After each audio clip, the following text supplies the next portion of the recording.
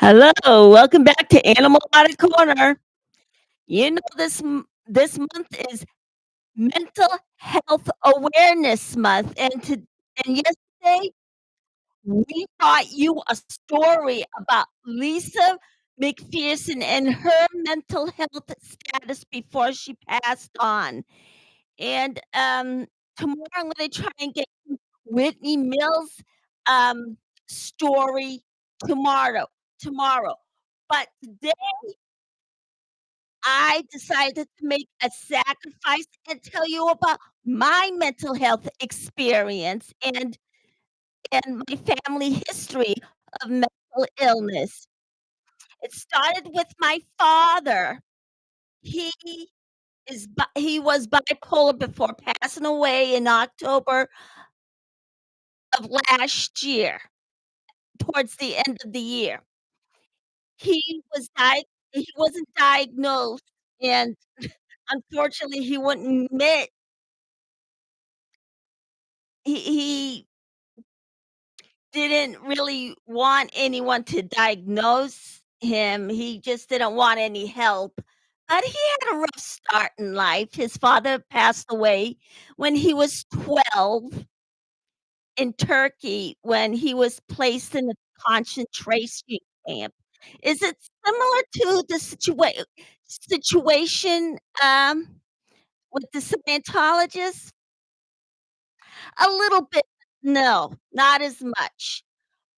But however, from his father's death, his life were profoundly changed when his mother took him and his younger brother out of school. They married off his older sister. That's when she was 18. Then he started working, and then one day I mean, one day it would actually affect the rest of his life. One day, he met my, mother through a matchmaker. They would get married and have my older brother. Then he decided, or both my mother and father decided to move to the United States, so they made that move. And then 7 years later, they had me. When I came into this world, I didn't really function as well. And then as I got older, my speech did not kick in until maybe 4 years after my birth. My brother said 5 years. So I had a difficulty learning how to talk. Then I also had bipolar before it was even put on the map, and ADHD. Bipolar was diagnosed in 1976, but I wasn't diagnosed with it until I was 23. Now, I did my parents was aware of that status? Well, my guess is no. They probably didn't. But as my school years gone by, I was discouraged from ever being in a regular classroom with other students because of my guidance counselor, I'm not gonna name any names, told me I can't be in another class, which might have been true, but she was still discouraging me or him. But however, I, uh I did eventually graduate high school. Then through the years, up to the age of about possibly 23 or 22, I was diagnosed. with bipolar. When I went, to see a counselor that I had remembered from when I went to school. So, I went to see her, I told her all of my symptoms that I just described to her, and she said that when I have thoughts racing through my head rapidly, it would be the diagnosis of bipolar, and she said it could be treated through medication. So, I started being treated through Paxil. It did work a little bit, but, some of the symptoms were still there, even though there is no real cure for mental illness, but you can get it treated and manage it through medication. I did, and then one day, it just got when I moved from Boston to Massachusetts to Ohio,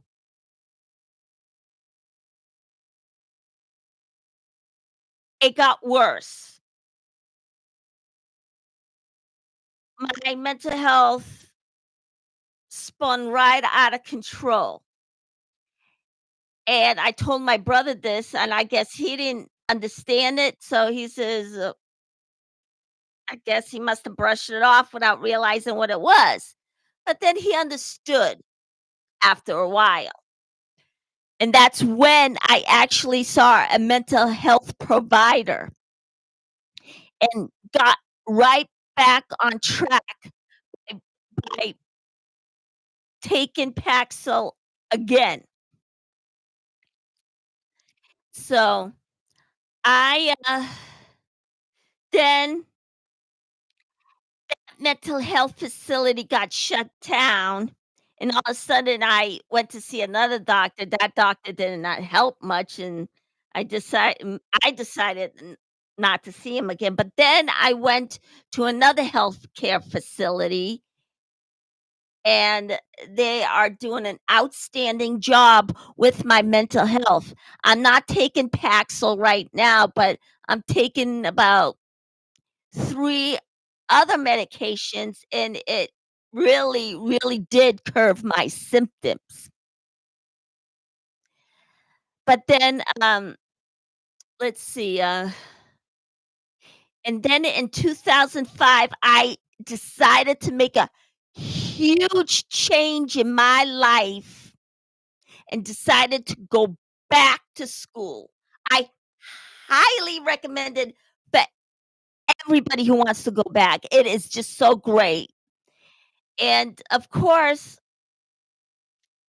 I had to have another diagnosis so I can actually get advice and possibly be on another medication that they can prescribe. And I went to see the doctor or counselor, and I was tested.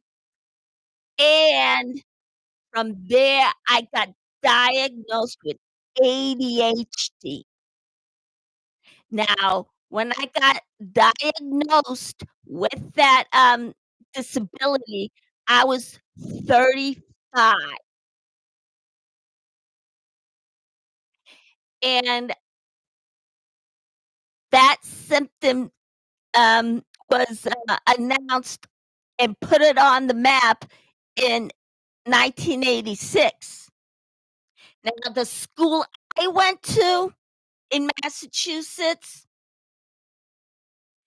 they did not do anything about my do anything about anybody going through any kind of evaluation for that. They one of them well, my guidance counselor for, the disability program there in school says you don't really need to know what's going on with you to know you had a mental illness, but I beg to differ. She should He or she should have just admitted that people had help and had it diagnosed, but that person didn't. That person failed to do so. But I got diagnosed when I was 35.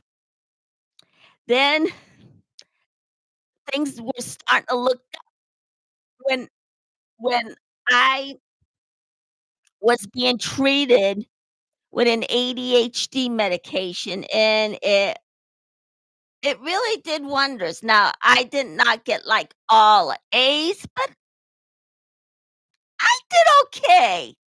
I kept on top of my schooling, on all my lessons, and kept on being on top of my medication, and things worked out for the best, and I was going after the Associate of the Arts degree in the community college that I went to. I wanted to become a teacher's and get my bachelor's degree. But I really didn't have the money, so I started getting other jobs, and then one day, of course, I kept on trying to go to school, and then one day, I decided, "You know what? I gotta do something with my skill." So I started picking up writing, and as I was doing research, guess what? The first person I would see on the SPTV network that talked about Scientology was Aaron Smith Levin. I'm like, "Okay, I'll just listen, and then when I get to L. Ron Hubbard, I'll just have all the information there." And little behold, I did. And then all of a sudden, the whole thing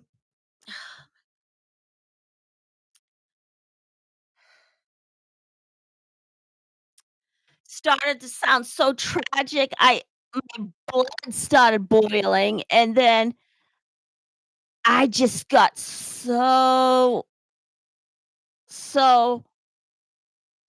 horribly energized, not like energized to actually try and do something.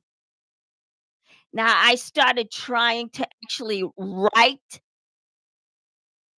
to Senate, and then one day I wanted to get in touch um, with another state representative that turned, um, that turned, lobbyist.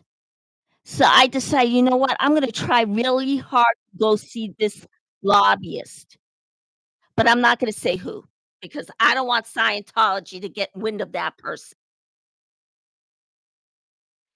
And, um, and one of and then I decided to see one of, Biden's,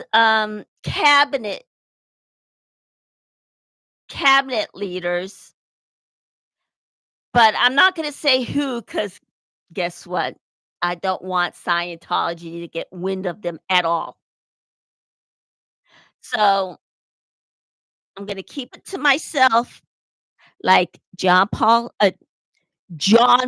says, "If you say something, then Scientology will jump ahead to the next person and cut that information off." So I just decide right now, you know what? I'm not gonna say any names until I get to that person. I'm not gonna say who it is. And then I decided, you know what? Maybe with my skills and my diagnosis of mental illness in my family history, maybe I should start an SP TV channel of my own and to try and get myself on the list of the SPTV resources.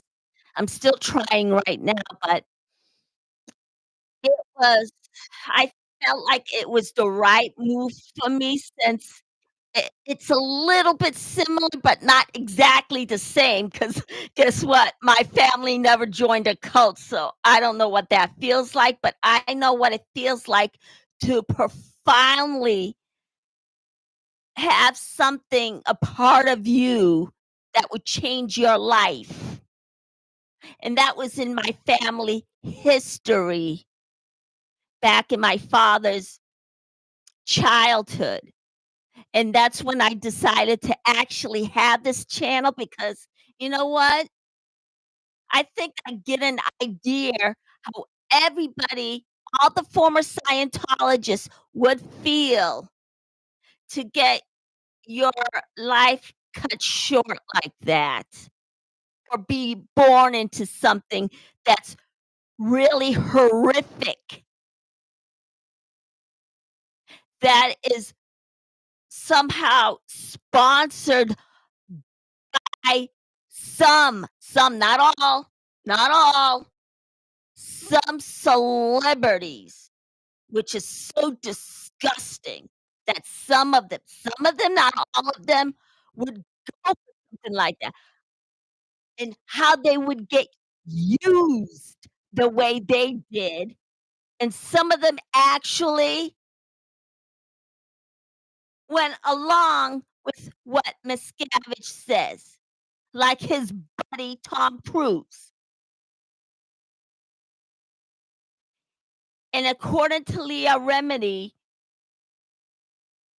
people in the industry was so surprised in the change in Tom that they did not recognize this person as Tom Cruise because of him joining Scientology, according to her.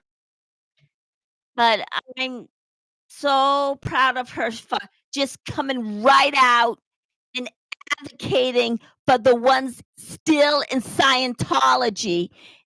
And God bless, Mike Render for, before passing away, helping each and every Scientologist out of Scientology and helping form the Aftermath Foundation, and then after his death, renaming it Michael Jane Render Aftermath Foundation, and it was something. So, I am so proud of the channel that I had. I decided while I'm writing, if I don't get published, well, if I get published anyway, I'm gonna base it on my writings and have another channel.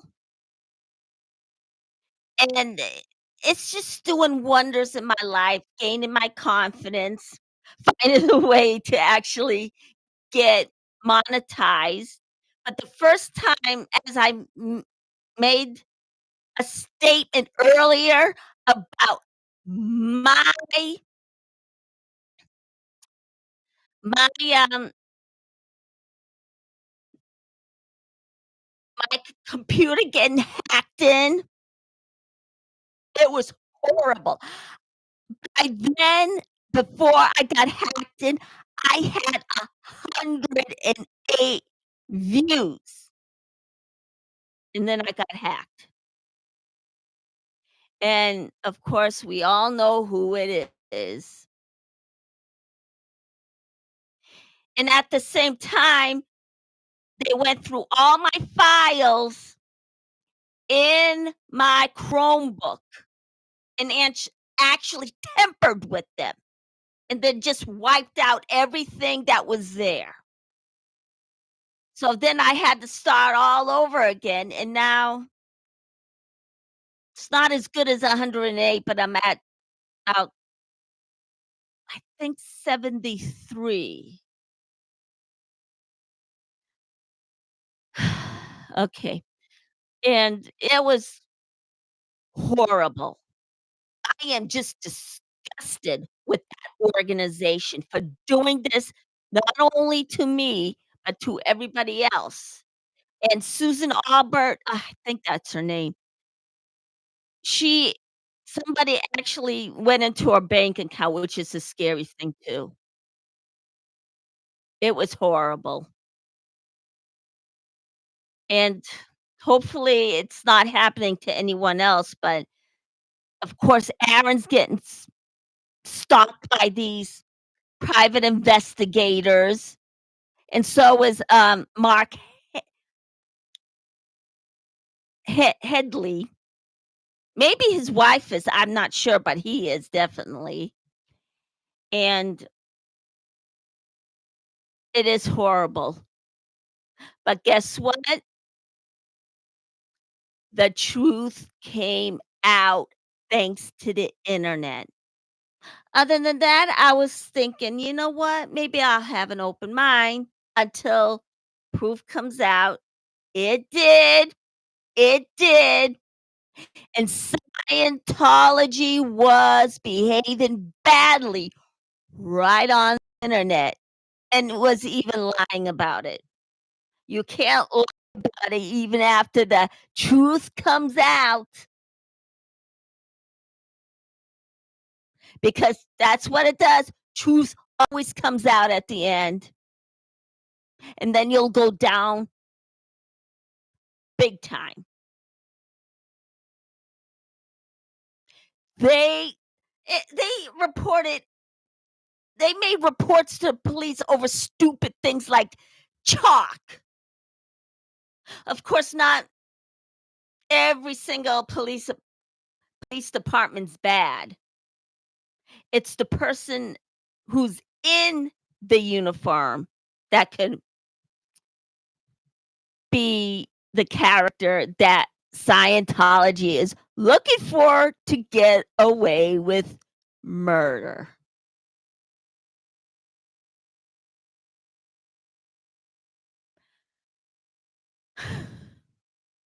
But guess what? Not all of them are like that, because in my hometown of Massachusetts, a Scientology called the police for one of the protesters using chalk.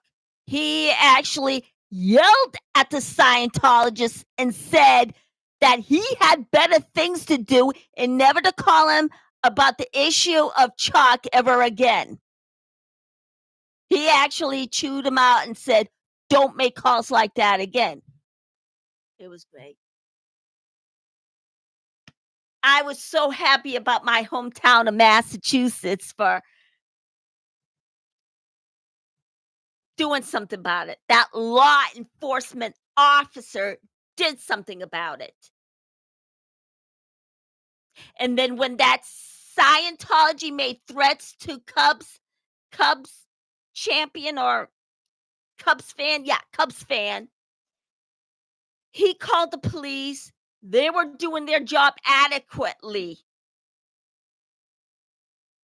And how did it turn out? Well, it looks like it's gonna come out for the best, because I think he'll win. I don't know how long it's taken or whether or not it's still going on today, but it's it looks like I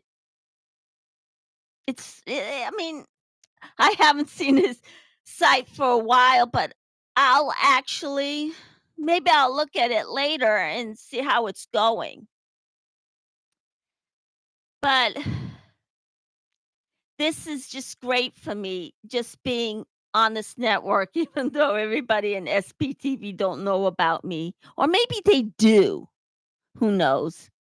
But however, Dusty Soda Fountain did, and he mentioned my channel, Animal Audit Corner, And I was happy to hear that, and of course, you see, um,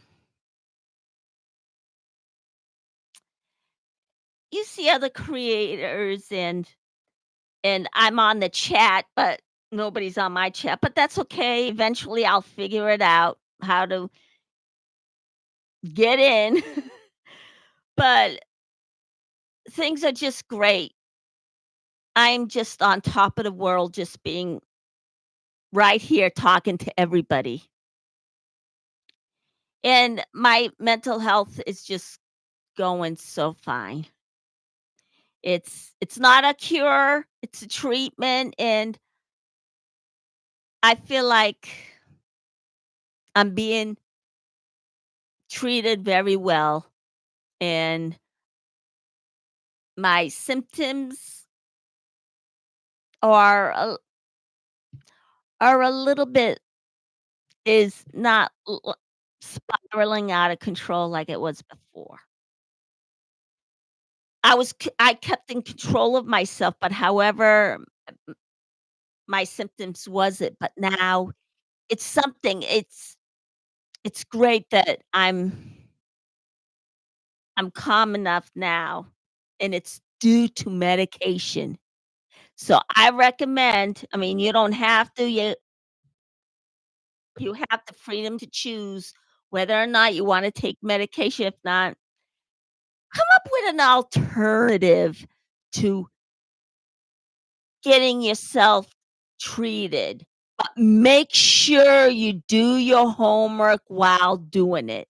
Now, it could be through herbs or through yoga, but you have to see a mental health professional.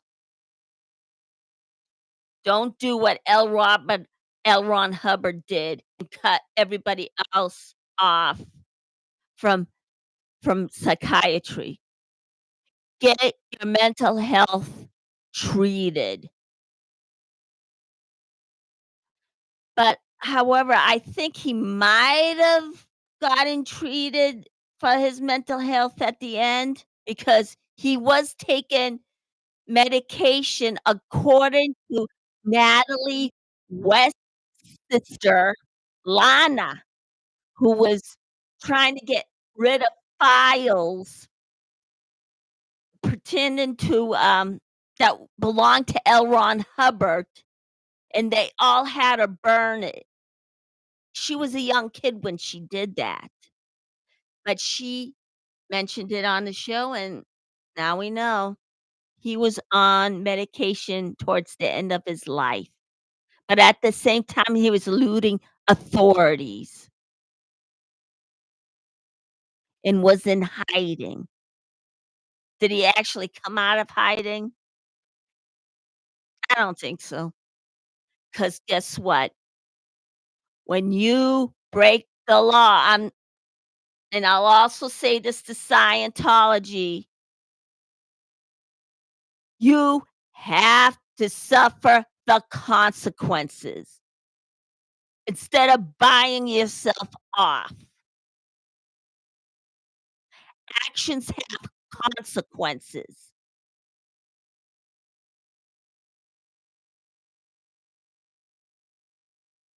So eventually, guess what?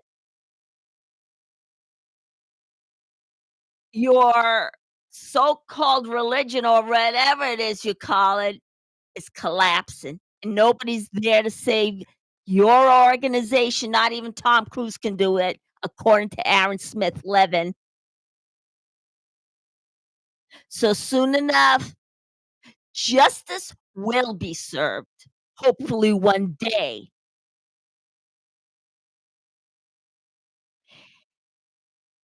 And that's my story about mental illness.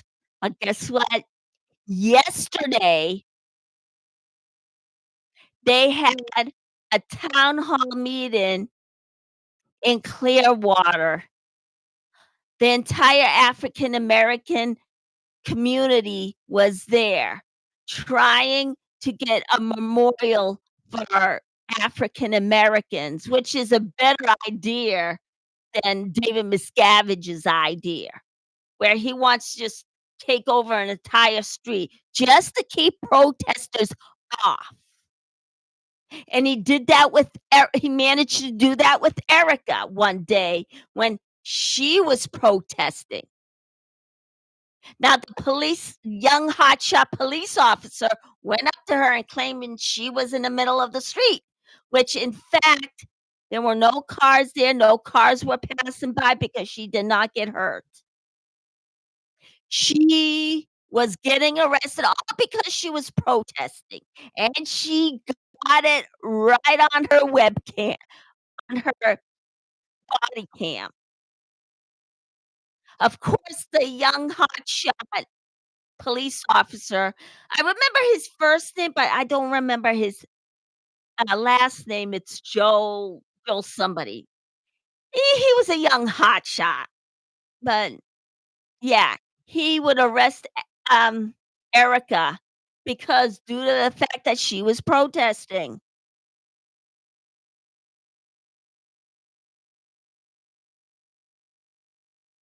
They did that to protesters out there. They also did it to Aaron Smith Levin in Los Angeles. He was getting arrested, and the person that attacked him, that Scientology went out, was treated better than Aaron,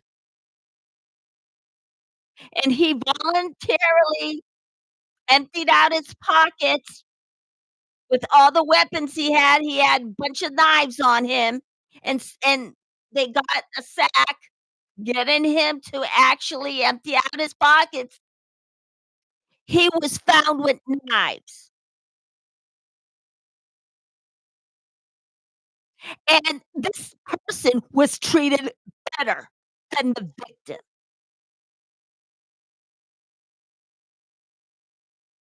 Now, the perpetrator, his name was, yeah, his name was Perry. I don't remember his last name, but his name was Perry. And now the whole city is in chaos. And this was from December of last year, where a security guard working for Scientology set up a fog machine onto the protesters. It spilled out into the street, practically blinding the drivers, and set fire to, I think it looked like a pile of dirt, but that dirt doesn't work well with flames, so it's probably manure. Did they call the fire department? I don't know. I don't know whether they did, but I actually went off. But it was dangerous, and they continue to get away with it because the LAPD keeps letting them get away with it. Now, because they let the foghorn onto these protesters and having it spilled out to the street, they could have been an accident.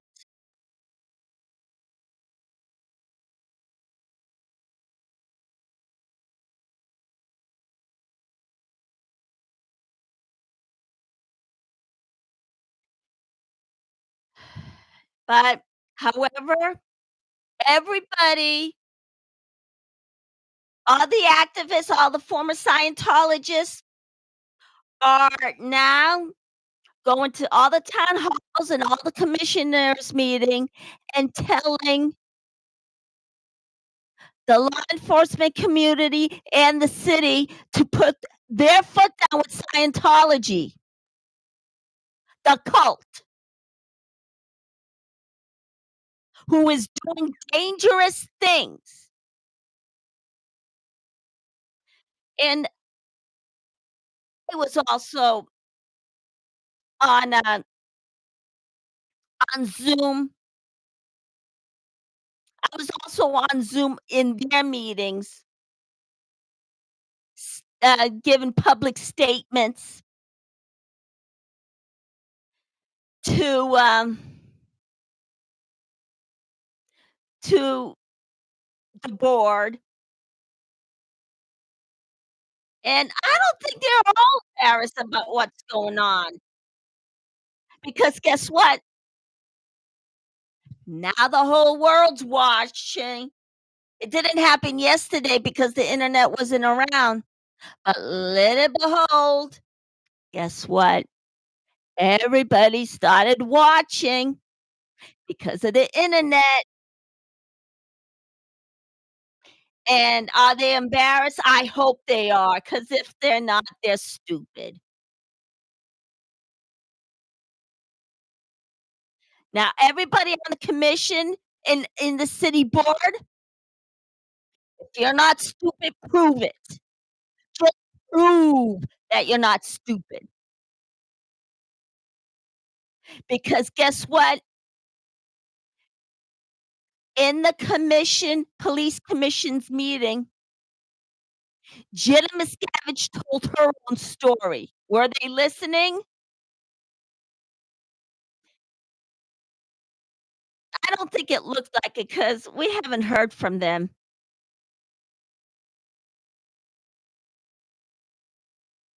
Aaron told his story right to the commission. Now, Jenna was a little girl when she was in Scientology, and they treated her like a slave. They sent her to the ranches as a child laborer and had her crush rocks. And this just reminded me of the stories my father used to tell me when he was Aaron Level Aaron Smith Levin's age when he was 12. Same age as Aaron was when he was a child laborer, and I don't think that organization feels any kind of shame.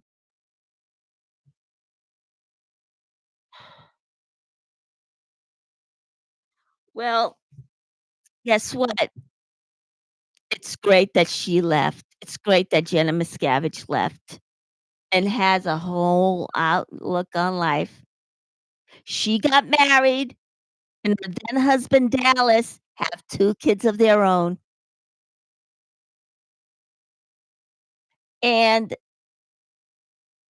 guess what? Life outside of Scientology to them is great. I think that. And Aaron Smith Levin, he did great by forming this channel and have people come in. And now he's managed to get 251 channels, 51 meaning my channel too. But does he really know about my channel? I don't know. But I have been commenting on his channel. One of them was funny, so he started laughing, but does he know about my channel yet? I don't know.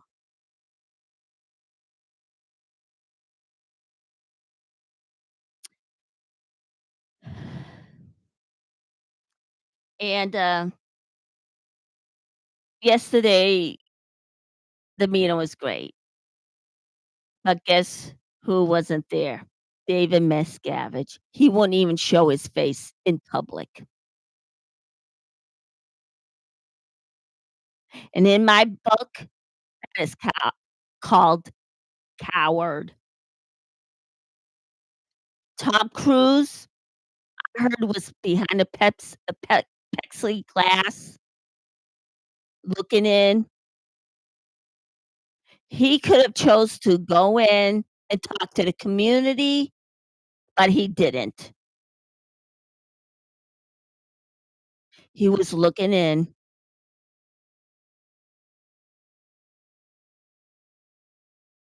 and all the African Americans were there talking, and, oh my god, Ryan Cotton was behaving like a jerk, and with the way he treated everybody that was speaking out, it was horrible. It was great when one of the other board changed his vote to to Miscavige. That was like a slap in the face, and it was great. He changed his mind about letting him have the street. I was optimistic at first because it really looked like that they were gonna go along with handing the street over to David Miscavige on a silver platter, but one of them changed their votes, and oh my gosh, it was so awesome. I mean, I didn't think it was gonna happen. I was optimistic, but it looks like the votes changed from 3 to 2, 3 being our side.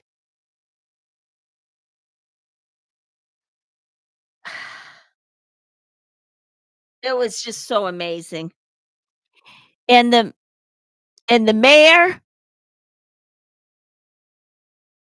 he was still asking why they still need that street in order to construct L. Ron Hubbard Hall.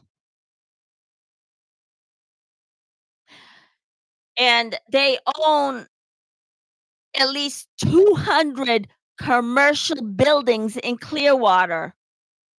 So they have almost all of almost each and every commercial building that's out there. Now there are monopoly laws, but I I'm thinking that somebody is looking the other direction. I think it was the city, but now I think they're trying to wise up, but there's nothing they can do now because guess what? David Miscavige owns almost every single commercial property out there, and that town now is dead. It's a ghost town.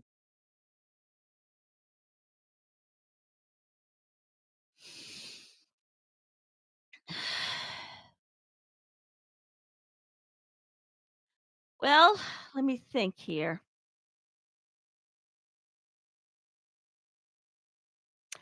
And it's amazing.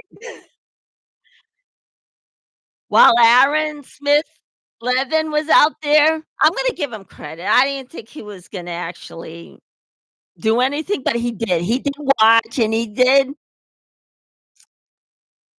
talk about it. He said he wasn't gonna be there until the 15th, but he did manage to actually look and then commented. So I'm thinking it is something. He did do something. He was there earlier, but you know what? Just by him mentioning it, good enough for me. Well,